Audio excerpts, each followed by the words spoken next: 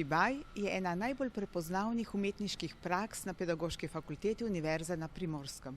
Študentje, ki se izobražujejo za poklic vzgojitelja in učitelja, se s Kamishibajem srečajo v okviru rednih in izbirnih predmetov.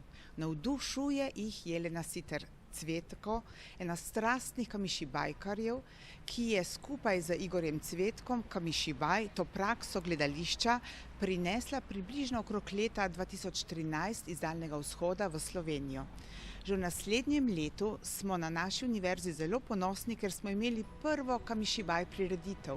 Študentje so predstavili svoje originalne avtorske Kamishibaje.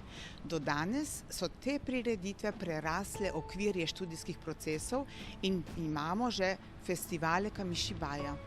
Kamishibai pomeni za študenta pomembno umetniško izkušnjo, ki jo doživi in pusti v njih tako sled, da jo bodo lahko tudi prenašali v poklic in morda izobraževanje usmerili skozi Kamishibai tehniko.